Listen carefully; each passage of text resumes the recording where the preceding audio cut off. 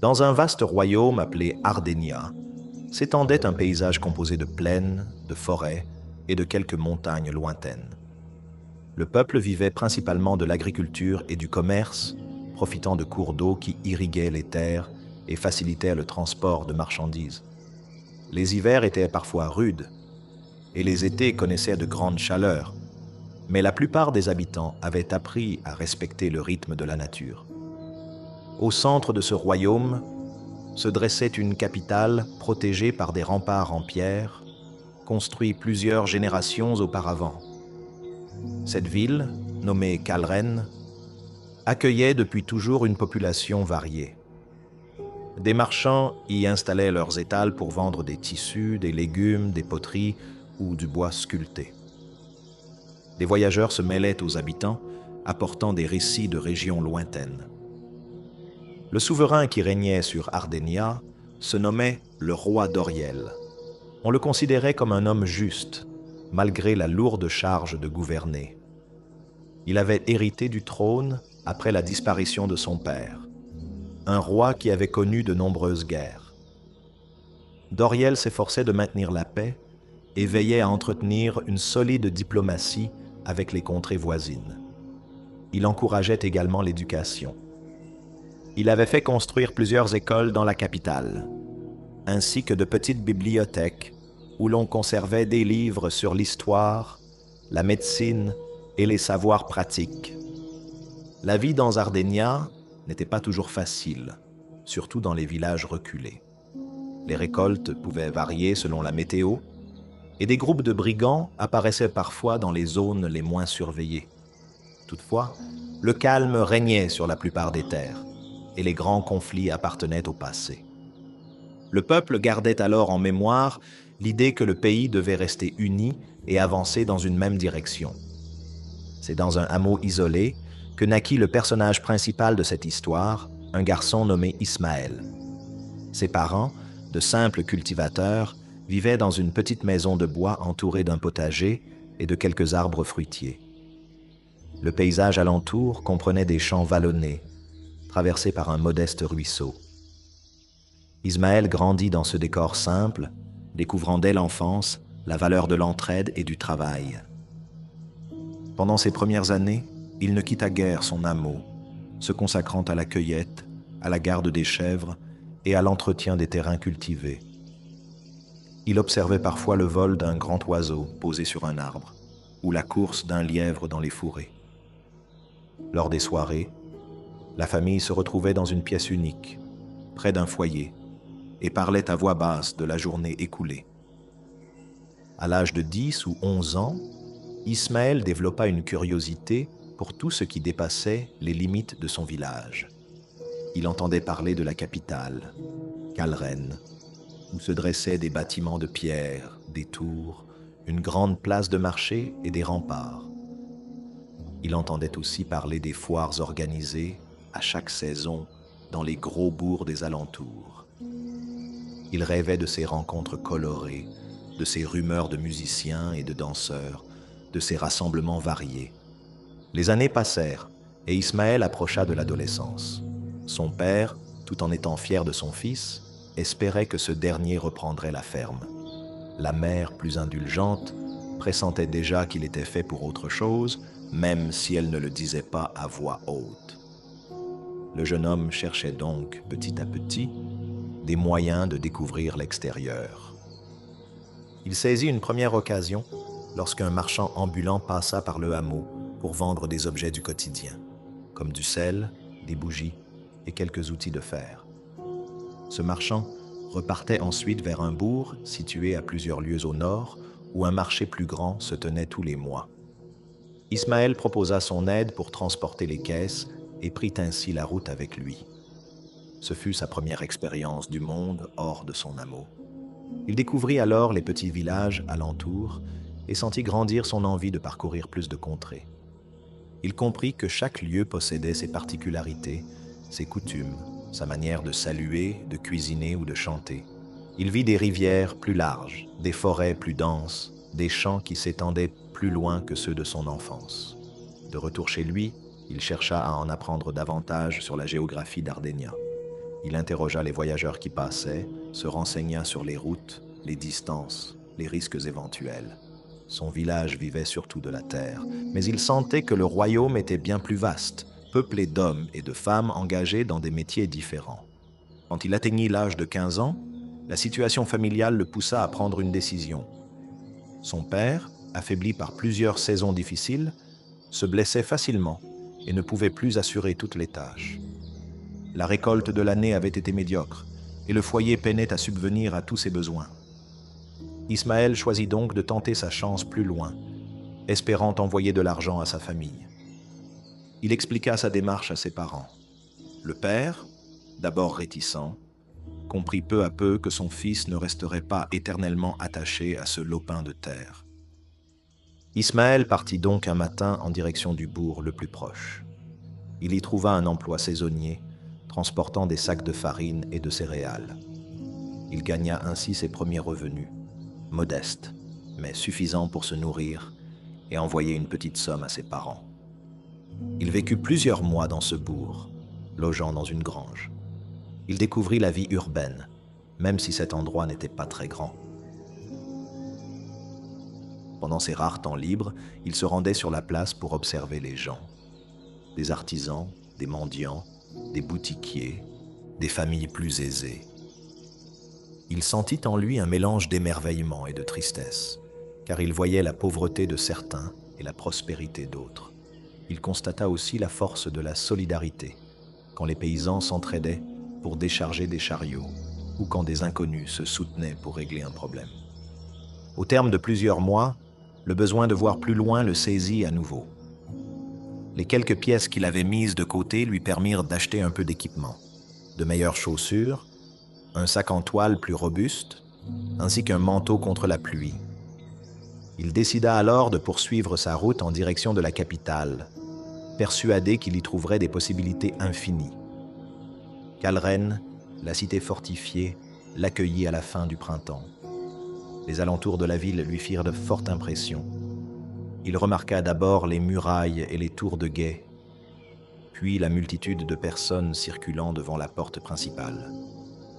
Les gardes laissaient entrer les marchands et les voyageurs après un bref contrôle.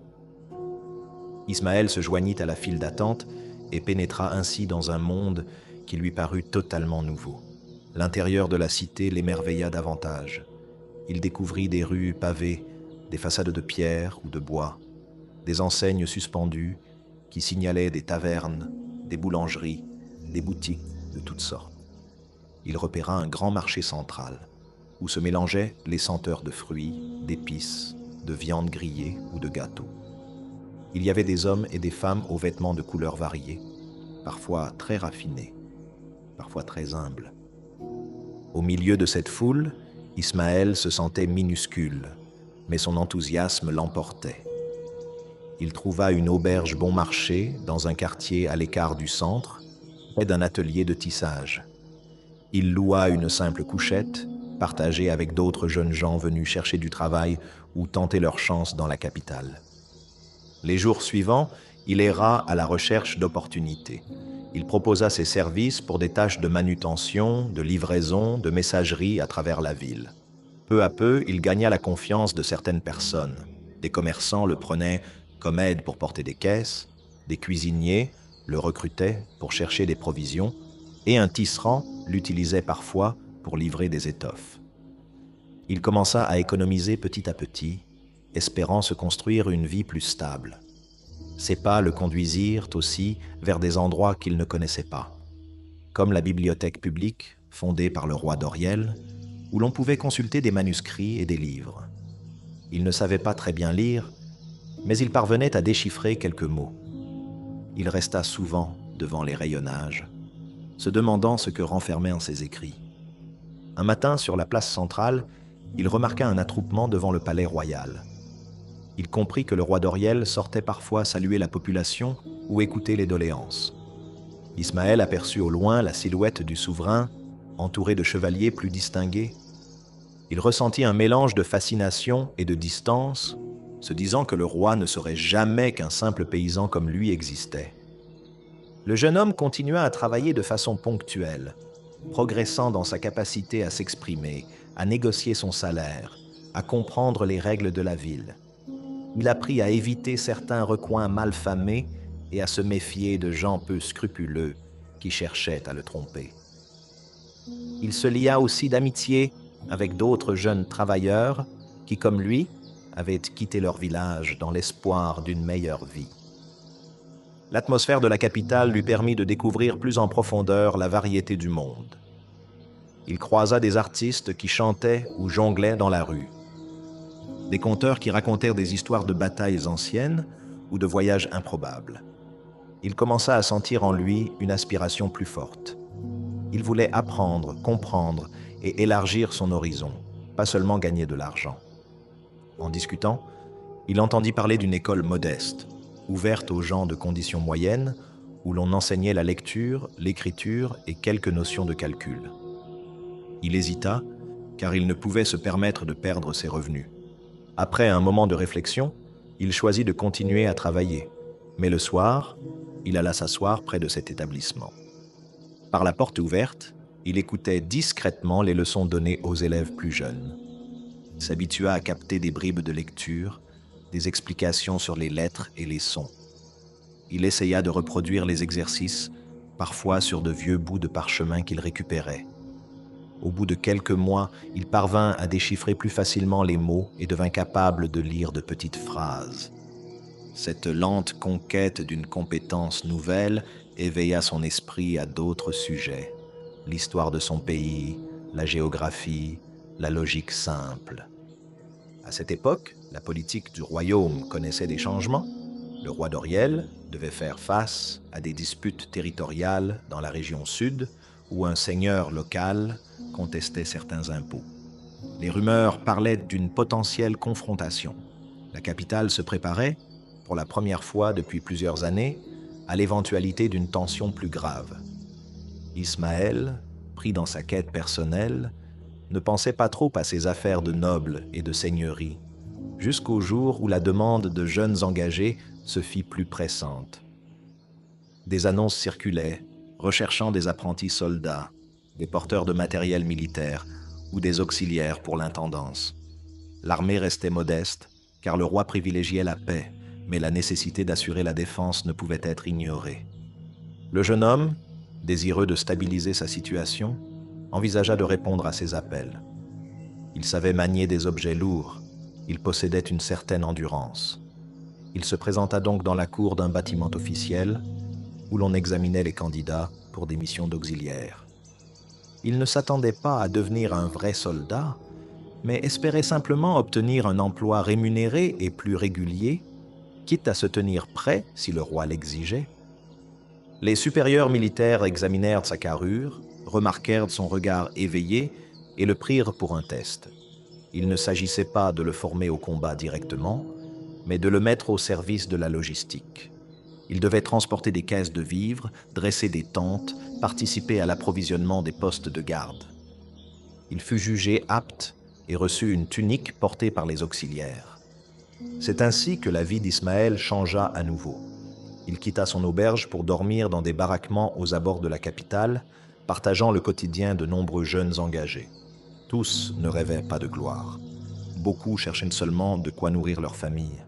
Malgré les efforts physiques imposés, Ismaël appréciait la stabilité, la garantie de repas réguliers et la possibilité de découvrir d'autres zones du royaume, puisque la logistique impliquait parfois de longs déplacements. Après plusieurs mois de service, il fut remarqué par un officier qui supervisait la distribution des rations. Cet officier, strict mais juste, repéra chez Ismaël une façon de planifier le travail, de respecter l'ordre des opérations et de s'efforcer de résoudre les problèmes sans se plaindre. L'officier estimait qu'il fallait encourager les auxiliaires méritants à monter en grade, même de manière modeste, afin de motiver les autres. Ismaël reçut donc davantage de responsabilités. Il dut former un petit groupe d'auxiliaires à la gestion des stocks, comprendre combien de sacs de farine on déplaçait, combien de tonneaux d'eau il fallait mettre à disposition et comment éviter le gaspillage. Cette fonction n'avait rien de glorieux, mais elle était vitale pour la préparation éventuelle d'une armée en campagne. Ismaël se sentit fier d'être utile tout en s'appliquant dans sa tâche. Peu à peu, il acquit une réputation de jeune homme sérieux et respectueux. Il prenait soin de ne pas céder à l'arrogance, car il savait d'où il venait. Il prenait aussi du temps pour aider ceux qui maîtrisaient moins bien la lecture. Ensemble, le soir, ils s'entraînaient à déchiffrer des registres simples.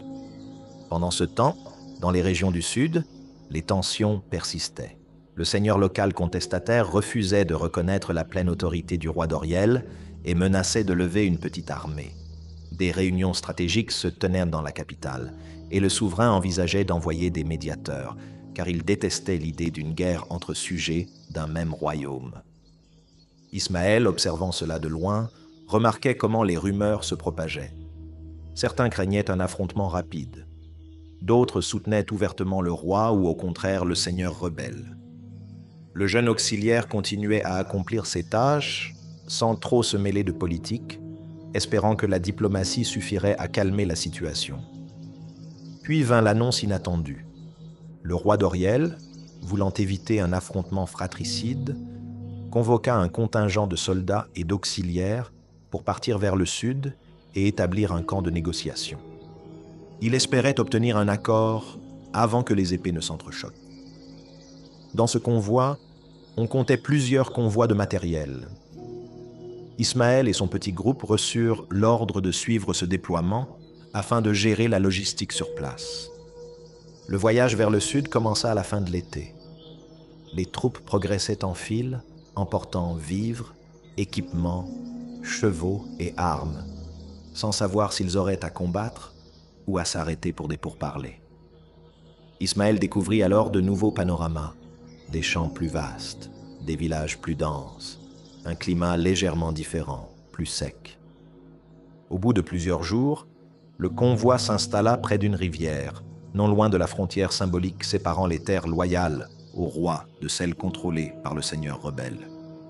Les officiers dressèrent des tentes, établirent un périmètre de sécurité et envoyèrent des messagers vers le camp adversaire, invitant à une rencontre.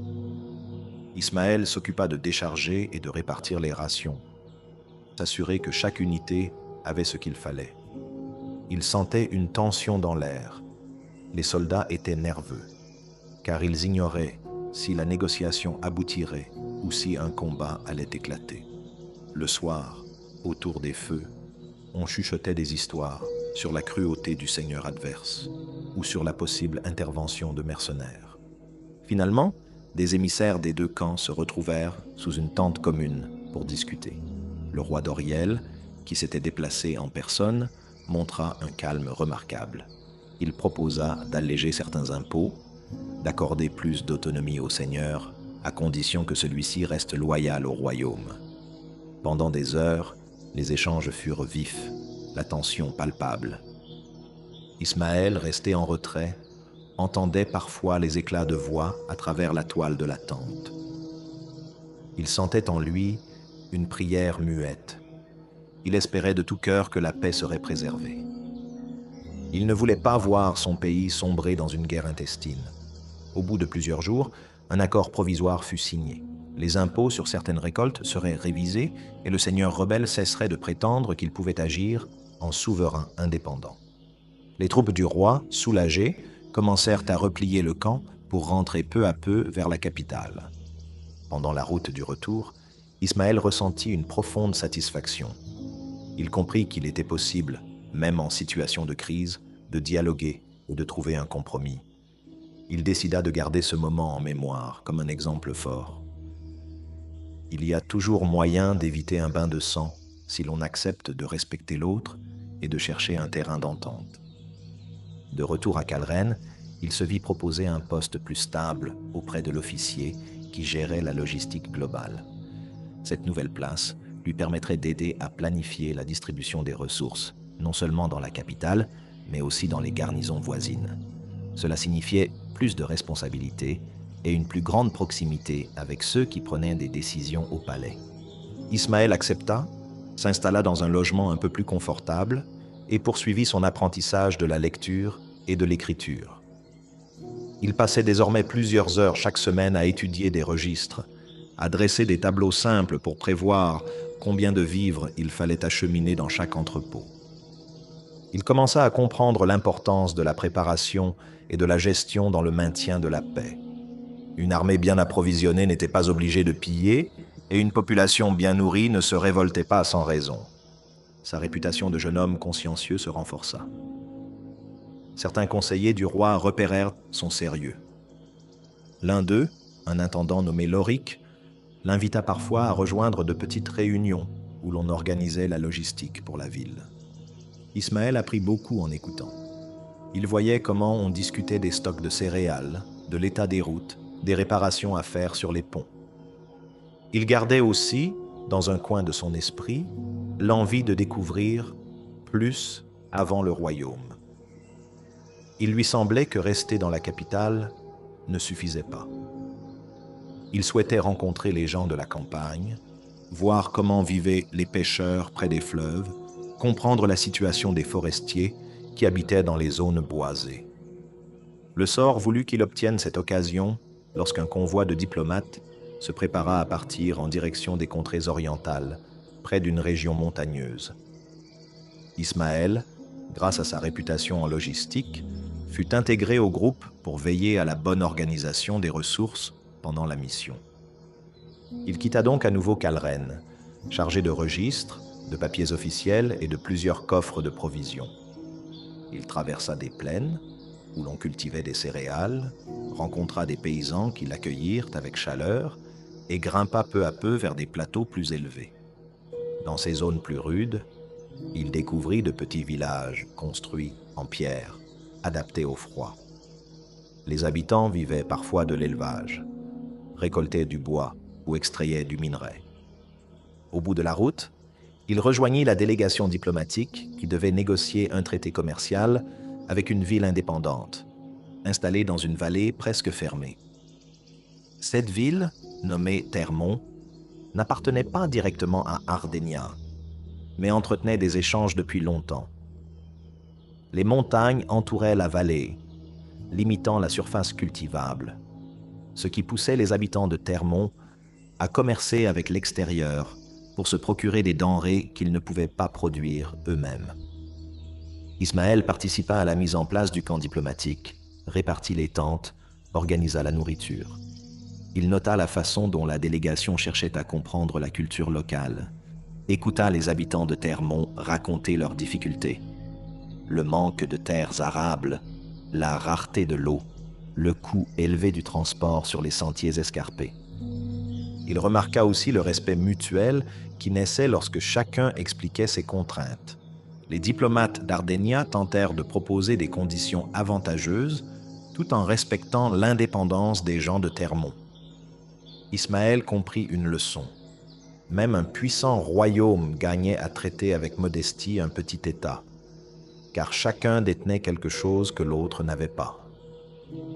Pendant les négociations, Ismaël parcourut la région, discutant avec les villageois, observant les montagnes aux cimes blanches. Il noua des contacts avec des mineurs qui descendaient des roches précieuses, avec des éleveurs dont les moutons se nourrissaient sur des pentes abruptes. Il apprit quelques mots de leur dialecte, s'intéressa à leurs chants traditionnels. À l'issue de plusieurs semaines, un accord commercial fut signé. Les deux camps se promirent de faciliter le passage des marchandises, moyennant un léger droit de douane qui servirait à entretenir les routes. Ismaël emballa ses registres et reprit la route du retour avec la délégation. Sur le chemin, il repensa à tout ce qu'il avait vu. La diversité des modes de vie, la nécessité de discuter avant de se battre, la façon de prévoir l'approvisionnement pour éviter les conflits dus à la faim. De retour à Calren, il découvrit que le royaume avait reçu des nouvelles d'au-delà des montagnes orientales. Des peuples voyageurs, que l'on disait parfois farouches, s'étaient montrés près des cols. Il ne s'agissait pas de menaces explicites, mais le roi d'Oriel restait sur ses gardes. L'armée demeurait vigilante, car on ignorait si ces clans venus de loin cherchaient des échanges pacifiques ou une conquête. Ismaël continua son travail en logistique, espérant que la paix persisterait. Il remarqua un changement dans le regard des gens. Un soupçon d'inquiétude se lisait ici ou là, comme si le souvenir des anciennes guerres revenait à la surface. Le roi, fidèle à sa réputation, essayait de rassurer la population, invitant chacun à se tenir prêt sans céder à la panique. Après un hiver rigoureux, la situation se précisa. Un groupe de voyageurs étrangers s'approcha des frontières d'Ardenya, cherchant à traverser le royaume pour se rendre vers l'ouest. Ils affirmaient venir d'un pays lointain, frappé par la sécheresse, et voulaient simplement trouver de meilleures terres.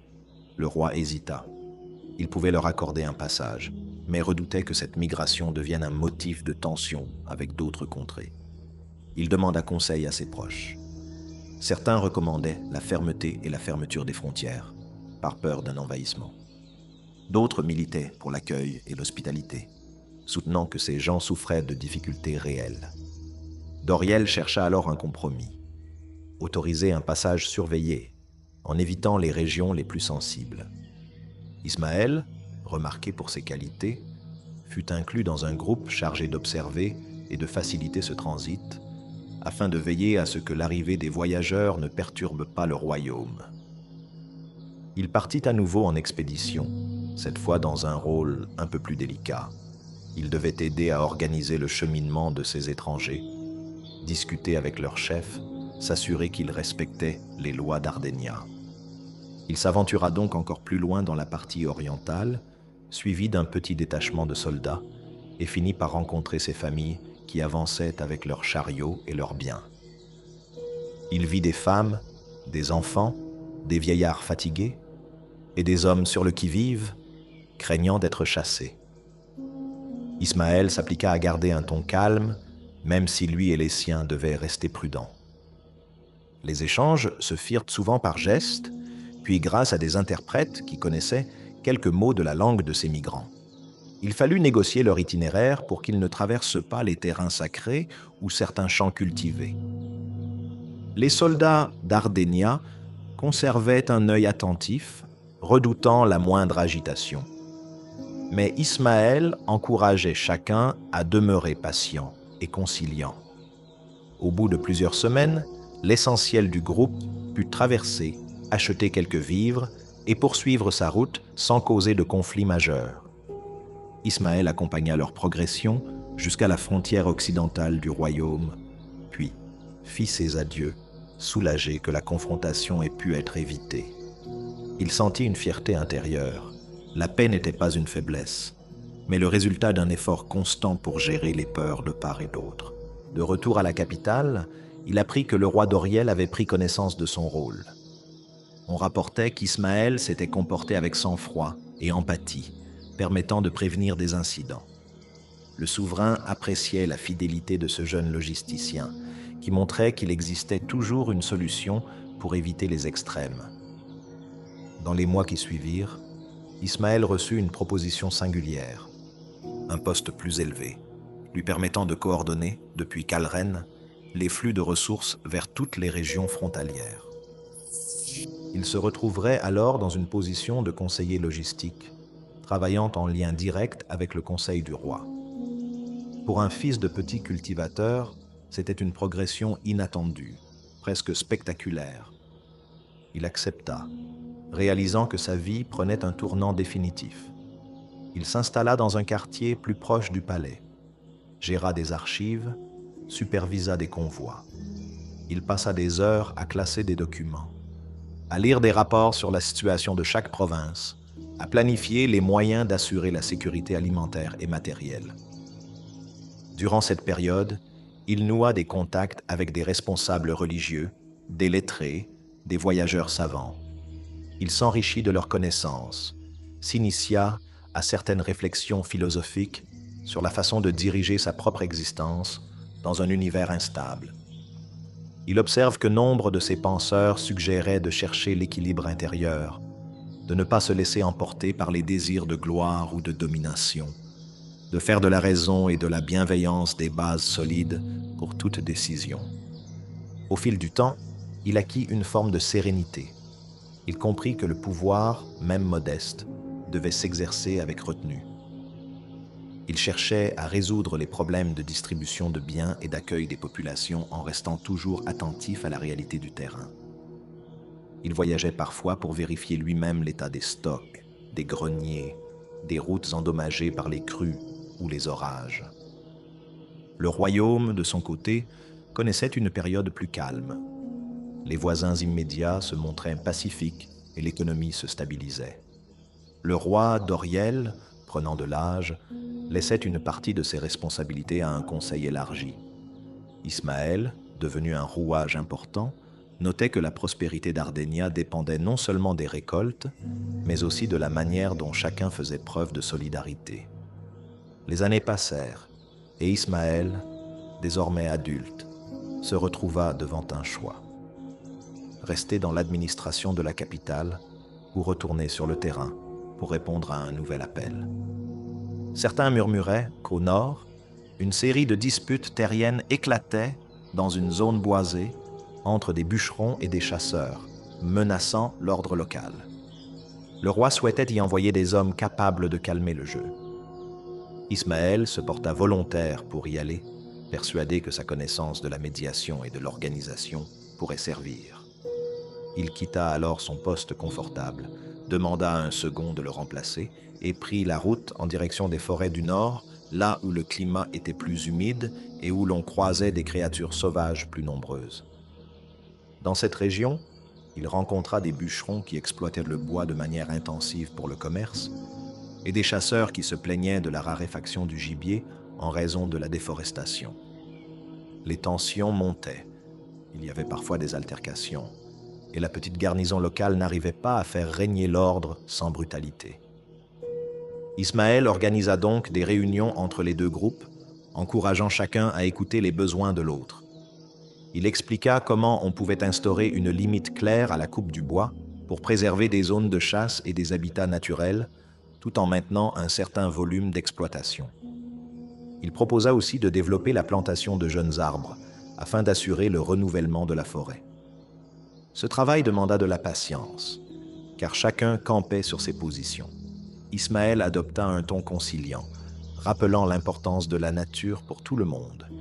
Il mit en avant la nécessité de réfléchir sur le long terme sans se laisser aveugler par l'appât du gain immédiat. Il s'appuya sur quelques soldats pour éviter que les débats ne dégénèrent, mais veilla à ce qu'on n'emploie pas la force sans raison. Après plusieurs mois, la situation se stabilisa. Un accord local fut signé, garantissant un certain équilibre. Ismaël put constater, non sans émotion, que résoudre un problème ne tenait pas qu'à la contrainte, mais aussi à la capacité de persuasion et à la recherche d'un intérêt commun. Il repartit vers la capitale, le cœur soulagé et la conscience grandie. Le temps passait, et Ismaël sentait un jour qu'il aurait besoin de prendre du recul. Il se souvenait souvent de son hameau natal, de ses parents maintenant très âgés, de la simplicité de cette vie d'autrefois. Il se dit qu'après toutes ces années de service, il méritait sans doute de se rapprocher de sa terre d'enfance. Il demanda donc au roi Doriel, ou plutôt à ses conseillers, l'autorisation de se mettre en retrait des fonctions royales. Il proposa de rester disponible en cas de crise, mais exprima le souhait de s'installer près de son village. Les conseillers, reconnaissant envers tout le travail accompli, acceptèrent. Ils le remercièrent pour ses longues années de dévouement et lui accordèrent une modeste rente, preuve de la gratitude du royaume. Ismaël se rendit alors dans son village d'origine. Il s'installa dans une maison un peu plus solide que celle de ses débuts, bâtie en pierre, non loin de la petite ferme familiale. Ses parents, encore vivants, accueillirent ce retour avec beaucoup d'émotion. Ils virent leur fils, désormais un homme posé, aux manières calmes, marqué par l'expérience du monde. Les habitants du hameau ne comprirent pas tout de suite le parcours exact d'Ismaël, mais ils l'apprécièrent vite pour sa disponibilité et son esprit rassurant. Il apporta des connaissances pour améliorer certaines récoltes, organisa la construction d'un petit barrage pour mieux irriguer les champs. Il mit en place un échange de semences avec un bourg voisin pour diversifier les plantations. Chaque fois qu'un différend survenait entre des familles, on venait le solliciter, car on savait qu'il avait l'habitude de la médiation. Il écoutait attentivement, invitait chacun à se mettre à la place de l'autre, proposait un compromis. Peu à peu, il devint une sorte de référence morale dans la région, même s'il n'en tirait aucune vanité.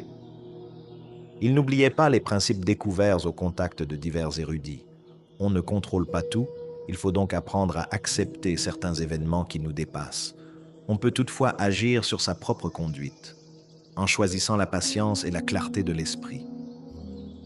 Il se répétait que la colère aveugle est dangereuse et que la compassion donne du sens à l'action.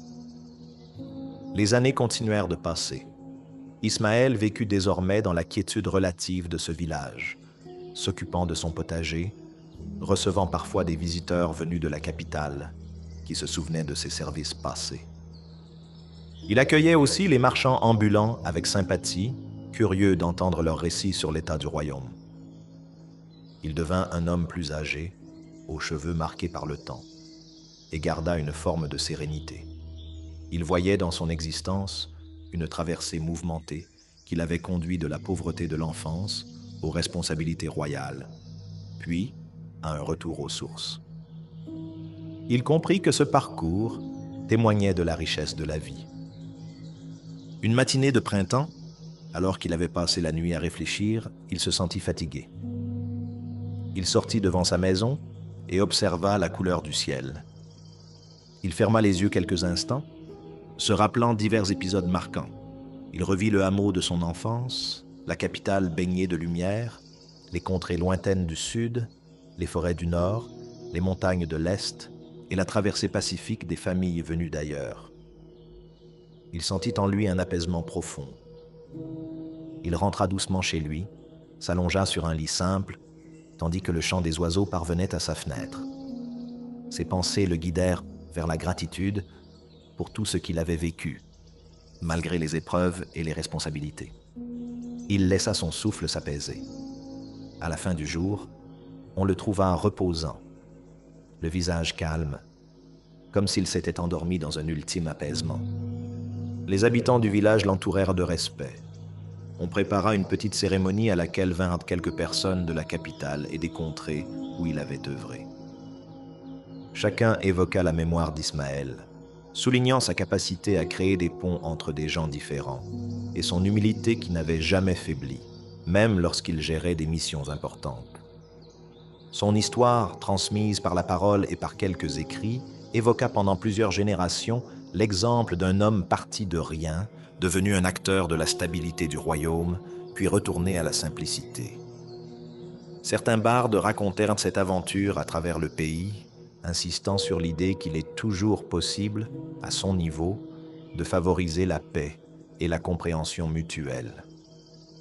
Au fil du temps, le souvenir précis de son nom s'estompa dans les mémoires, mais l'image d'un jeune paysan devenu conseiller, puis sage villageois, resta vivante dans la tradition orale. Les enfants d'Ardenia écoutaient parfois ce récit, apprenant qu'il suffit de peu de choses pour faire une différence dans la destinée collective, à condition d'agir avec sincérité et maîtrise de soi. Ainsi, on parvint à dégager une morale discrète. Chacun possède des limites, mais aussi un potentiel à développer. Malgré les aléas extérieurs, chacun peut avancer en construisant un esprit calme, prêt à écouter et à négocier, plutôt que se laisser emporter par le conflit. La grandeur se cache souvent dans la constance, la volonté d'apaiser plutôt que de dominer. Ardenia, soutenu par la mémoire de tels exemples, continua de prospérer dans la durée, accueillant de nouvelles générations soucieuses de perpétuer l'esprit d'équilibre cher au roi d'Oriel et à tous ceux qui l'avaient conseillé dans cette voie de sagesse pratique. Les plaines restèrent fertiles, les montagnes restèrent majestueuses, et la capitale, fidèle à son ambiance d'échange et de découverte, garda les portes ouvertes aux marchands et aux rêveurs en quête d'histoire. Au bout du compte, le parcours d'Ismaël prouva que la vie pouvait se transformer sans forcément trahir ses origines. Il montra que même un enfant d'un coin perdu, en servant la collectivité, trouvait un chemin digne pour soi, pour les autres. Il transmit cette idée simple. L'importance n'est pas de briller, mais de servir avec droiture et respect, en nourrissant un cœur attentif. C'est dans cette lumière, douce et sans tapage, que se referme ce grand récit, laissant en chacun la conviction que l'humilité n'empêche pas d'agir sur le cours des choses, pourvu qu'on persévère et qu'on sache se souvenir de la fragilité partagée par tous. Les villages, les routes, les rivières et les forêts conservent encore la trace de ces gestes simples qui aident à maintenir la paix et à élever l'esprit.